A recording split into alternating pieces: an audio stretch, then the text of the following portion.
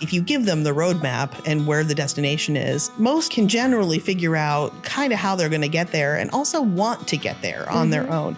So create the environment for them to be successful. That's half the battle. It is so easy to get caught in that emotional fire drill. Yeah. And it feels so cathartic at the moment, but at the end, it's just a train wreck. Welcome back to the interview with Brie Temple. What a fascinating conversation once again. Let's dive into part 2 of our discussion. Okay, so it sounds like you had a really good ride at DirecTV. Yes. You had some really interesting opportunities to work with some really cool people. Yes. And you packaged that all up. Did you get a people leadership role while you were there? Yes. So my role there was I was leading outbound sales teams there. So DirecTV outbound was entirely BPO offices, and so we had 2,500 agents, and so. I was working with those teams shoulder to shoulder, and that is not an easy thing to do. It is not. No. It is not. And finding all these first time really with international experience, experiences and working with teams in other countries and learning about, labor logistics in other countries and safety concerns and things that were happening in other places that just had never really crossed my mind in any of the other teams that I had ever worked in the past. So it was a great experience. Did a tremendous amount of traveling. And during that time, I spent a lot of time on the road and a lot of times training teams. And I would spend times working with them on, sales scripts and all promotions and things that we were doing and educating.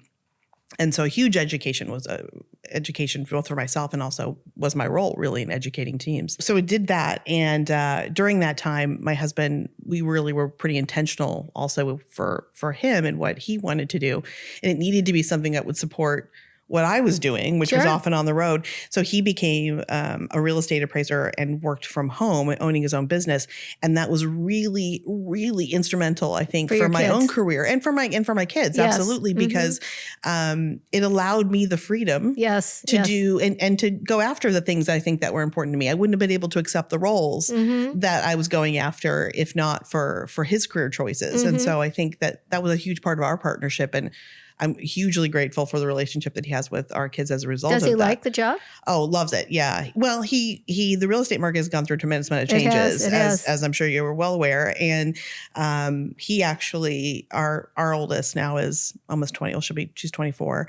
Our youngest is 21. So he used this time now to pivot. Okay. And decided to do something different. He actually went back to school and he's now going to go work on airplanes. He's an airplane mechanic. Yes. Wow. Good for him. So talk about a giant change, but something, he's always been somebody who really loved things mechanical and knowing how systems worked. And so he went back to school and did that. And now I am so thrilled to hear this. Yes. I am so thrilled to hear this because again, I know you're in the matchmaking business. Yeah. You're not in the career counseling business, but that's part of it. It is. It is. Yeah.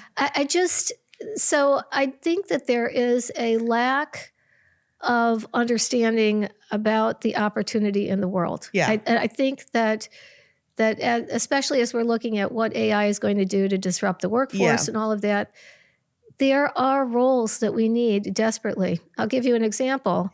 Just this past Monday, I overloaded the washing machine at my house and broke the drum. Yes. And this is a washing machine that's been very dear to me. It's been very good to me for 14 years. And I wasn't all that crazy about going to get a new one. And there's a repair fellow that we've been working with on and off for, this period of time. And he came out and he fixed it. And he talks about constantly how there's nobody that's going into... It's a dying art. It's dying. Yes. It's dying. He was able to fix this machine in less than a half an hour. Yeah. It cost me $150 and my machine's operating as good as new. Yeah. Without him, I would have had to go buy another machine that won't last nearly as long because they're not designed that way anymore. Yes. And I just think that we're missing the boat, whether it's people who are electricians and plumbers Yes. and HVAC and sprinkler fitters. Yeah, and all the trades. all of this is gone by the side because somehow or other in our society we've deemed it important to get a college education. And I'm not against college education. Don't get me wrong. Yeah. But if you're going to get a college degree, be able to deploy that in some way and be passionate about whatever that is. Right. Don't just check a box. Exactly. Yeah. Exactly. Yeah. Exactly. Well, I think it's interesting. A tremendous metaphor for what we were talking about before. I mean, you're talking about really disposable culture. Exactly. Which is the same, I think, true of many relationships, unfortunately, today. We have this mentality that if it's not working for you, toss it, right? Yeah. Toss it away. And I think that is indicative of a larger problem that we have. Unfortunately, matchmaking often gets lumped into dating apps and what has become of relationships in that it's so easy to swipe on people, and dismiss them in that way. Talkify is I think something really special in part. Obviously, the people make it great, and the history that we have and all of that, the scale that we operate on are all fantastic. But I think at its core, what it is introducing people kind of the old-fashioned way, right? It's blind dates. You're meeting people that someone else thought you would be a great fit for, and they're pre-screened, and there's some safety checks and things like that. So it just feels a little bit like a time that's gone by that maybe now we have a different appreciation for. Yeah. I'd also say that, so you're talking about this in the personal sphere. Yeah. I mean, we've also lost track of this art in the recruiting process. Oh, 100%. Yes. So everything is automated and digitized. Yes. And the ATS swipes you away before you even have a chance to get and the people who are handling the process on the back end are not investing the time in the candidates. Right. They're moving stuff around. Yeah. And well, they can't. They're looking at 30,000 resumes. Exactly. You know? That produces a pile of things that match up against a set of keywords. Yeah. And so it's just, I know that we cannot stay stagnant, and I know that we cannot go backwards.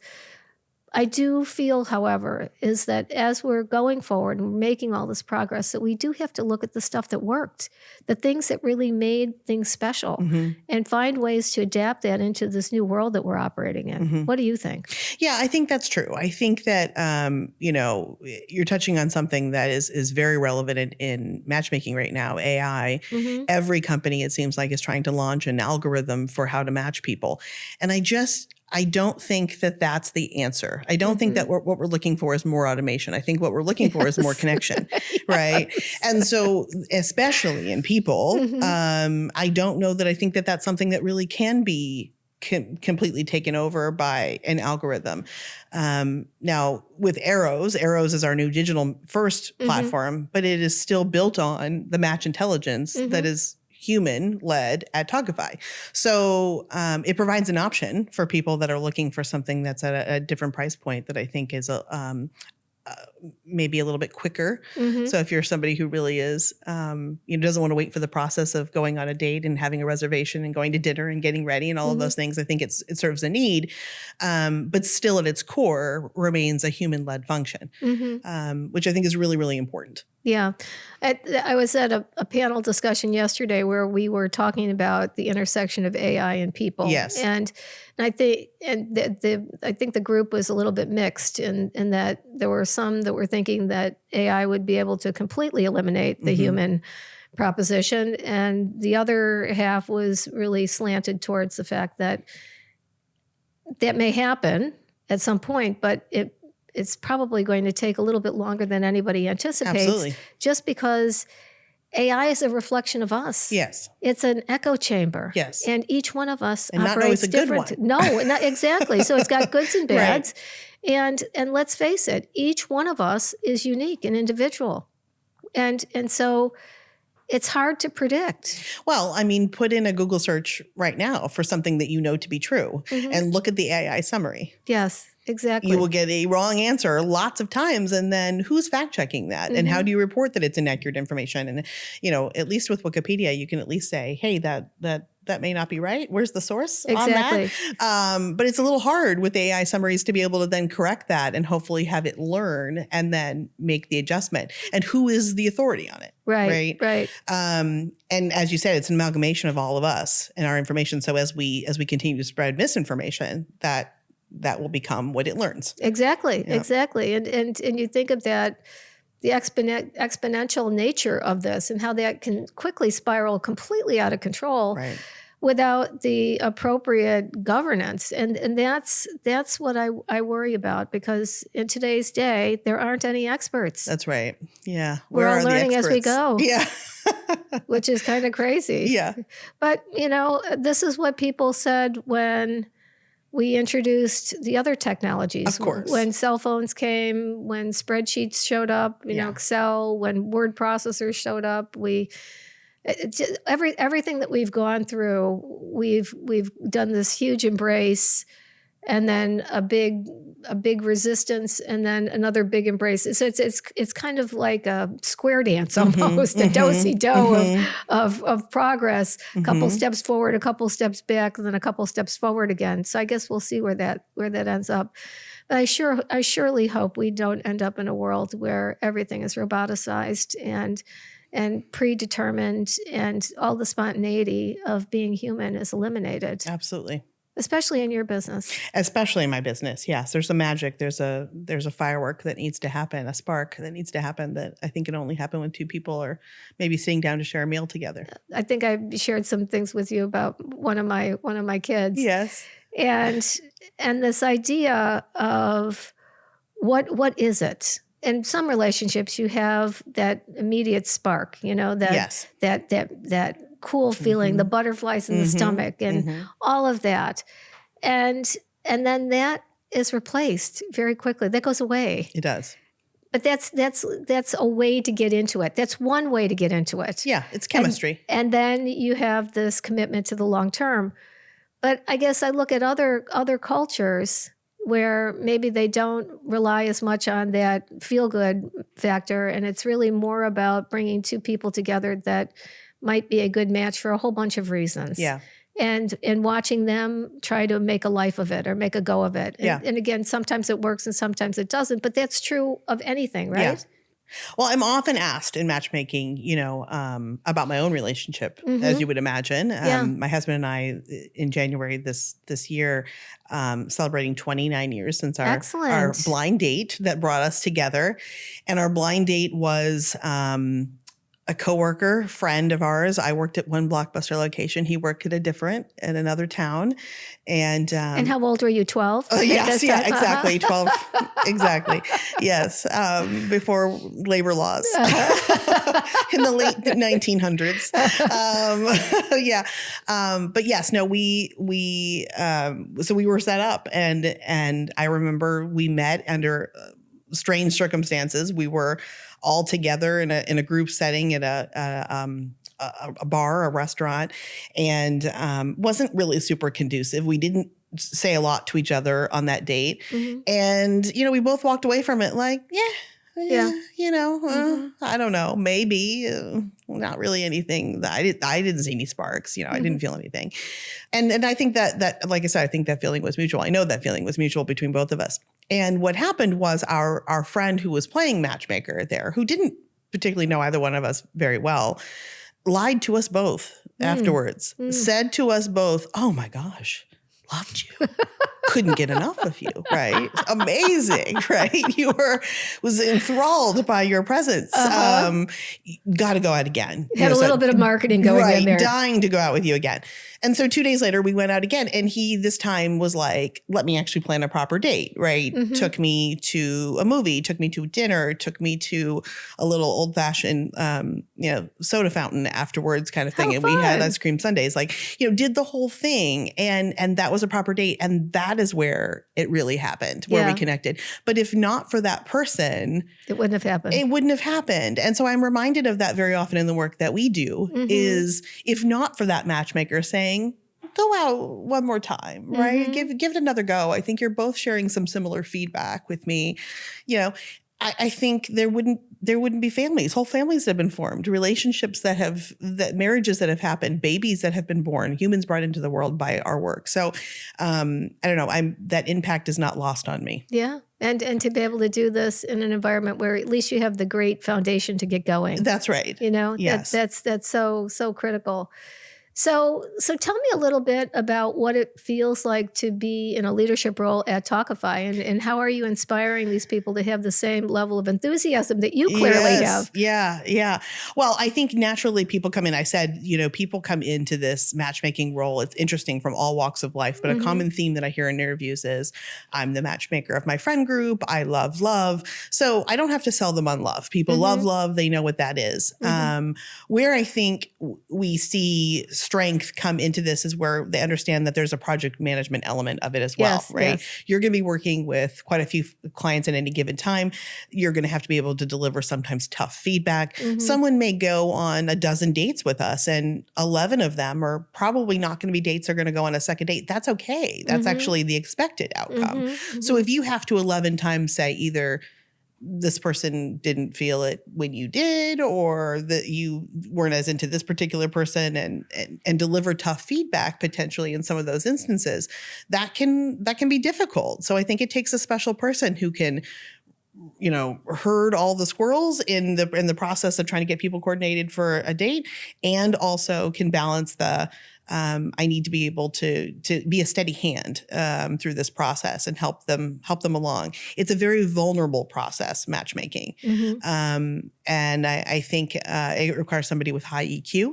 Yeah, that's something that I've seen and something I've learned in other leadership roles as well. We were talking about that before, the impact that you have on people's families, and again, I think that takes a certain kind of person to be able to do that with grace. Yeah, so tenacity, it sounds like, is a big requirement in your space. Yeah, for sure. Yeah. Okay.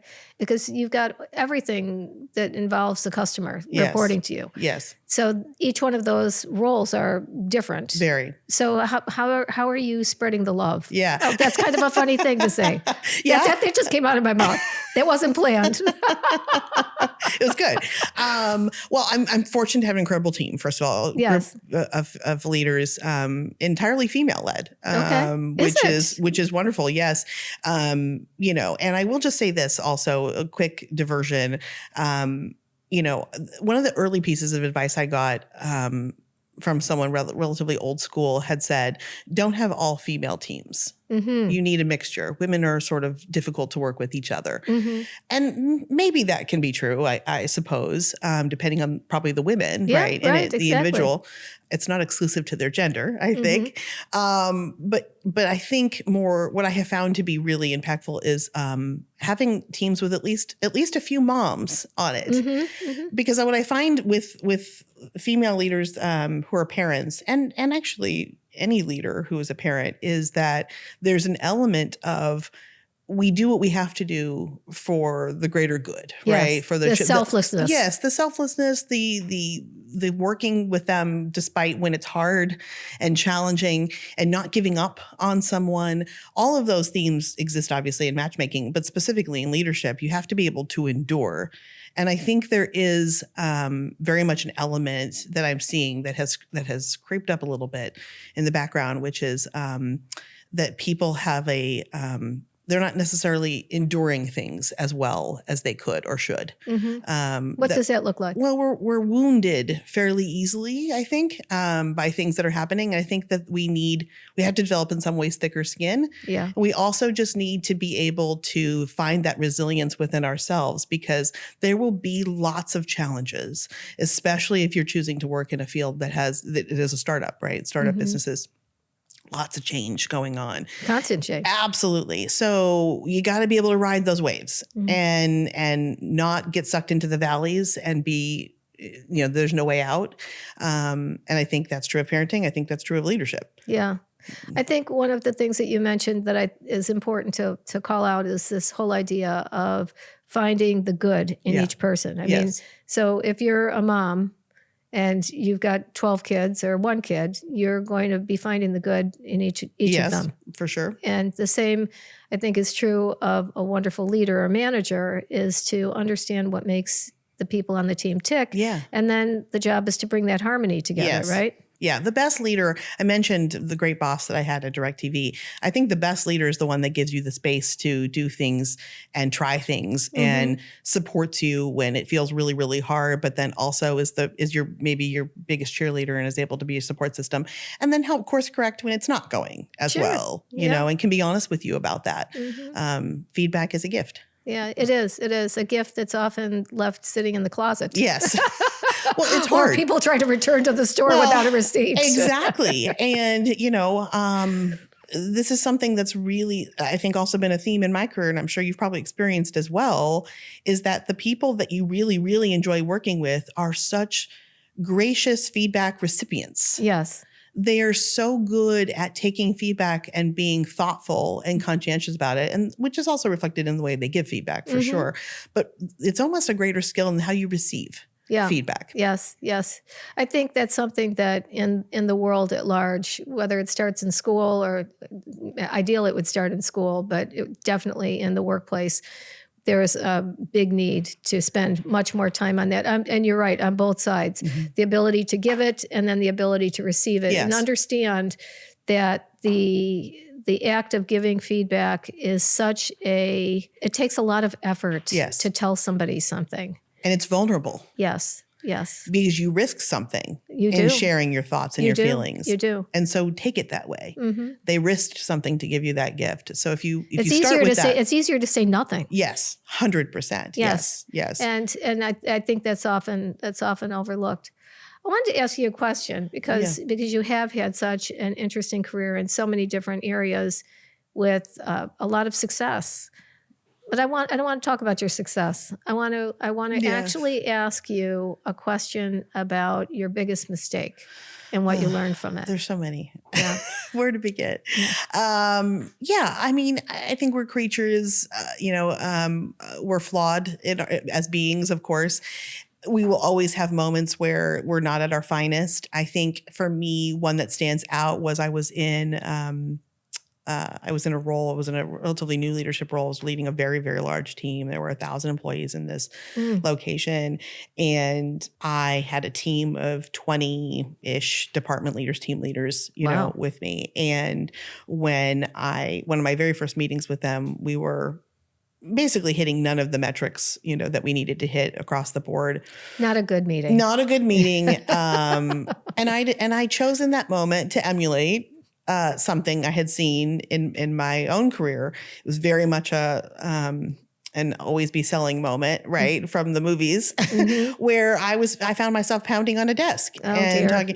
And I look back on that now and I even shortly after the moment, just the cringe, right? The absolute cringe that you feel about it, just feeling like, my gosh, who am I? What am I doing? When did I get this off course in my leadership ability? And how did I become the person I very much didn't want to be at the beginning of this?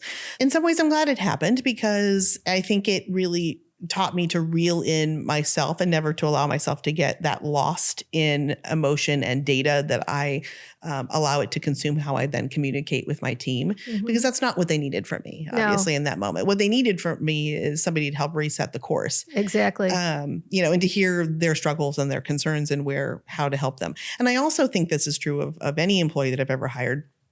And anybody that I've ever worked with, is that if you give them the roadmap and where the destination is, most can generally figure out kind of how they're going to get there and also want to get there on their own.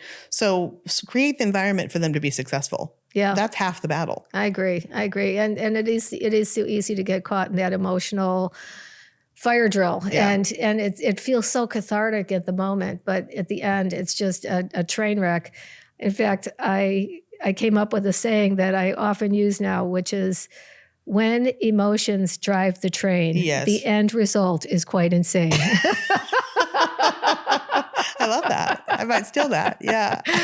Oh my goodness.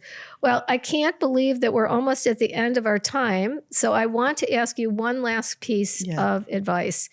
So for the audience, for anyone that's out there listening to our conversation today, if you were to give them one piece of advice about developing relationships, whether that's in the workplace, in their personal life, in any aspect of how they're performing as human beings, what advice would you give them? I will answer that question by sharing a brief story. Okay.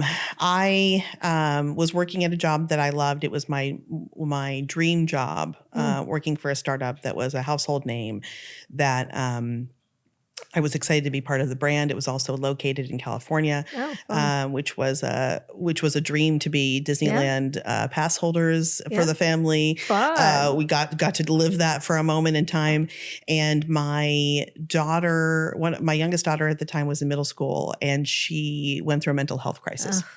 Tough. And any parent who's listening who has ever dealt with a child who's dealing with an invisible illness, you know the stress that creates and the drama. We came very close to losing her at one point. Oh my goodness. And what ended up happening was the very next day I called the moving company, right? Moved the family back to Colorado, which is where we were located before the relocation for that job. And I proceeded for the next 7 months to commute by plane every week back to my job, which was based in an office. And in doing that, I was making a choice, but it was the immediate choice that I needed to make because obviously I needed to continue to provide for my family, but I also needed to provide the environment for my daughter to be successful. Could not have done that without the support of my husband. Yes. And that partnership and what we were both committed to for our children. So my number one piece of advice is surround yourself with the very best, and you will be set up for success, right? At all times. Your tribe is the most important resource that you have. People who care. That's People right. who are committed to you. That's and right. you're committed to them. Committed to the same cause. You both have to be, rowing in the same direction. Yes, absolutely. Wow. Well, I want to thank you for joining us today. Will you come back? Absolutely. I'd love to. Yeah. Wonderful. It was great to be with you today. You as well. All Thanks, right. Well, Karen. good luck to you. Thanks, good you luck. too. All right. God bless. Today's conversation with Brie Temple is a reminder that meaningful careers aren't linear. They're built through curiosity, courage, and conscious choices. From psychology to executive leadership, Brie shows how you can scale performance without losing your purpose.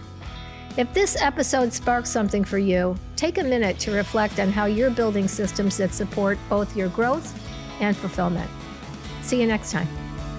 Thank you so much for listening to today's episode of Make Minutes Matter. If you haven't done so already, please take a moment to subscribe to this podcast on YouTube or click the follow button on Apple, Spotify, or wherever you get your podcasts. And let me know what you thought of today's conversation by following us on Instagram at Karen Gilhooly 1.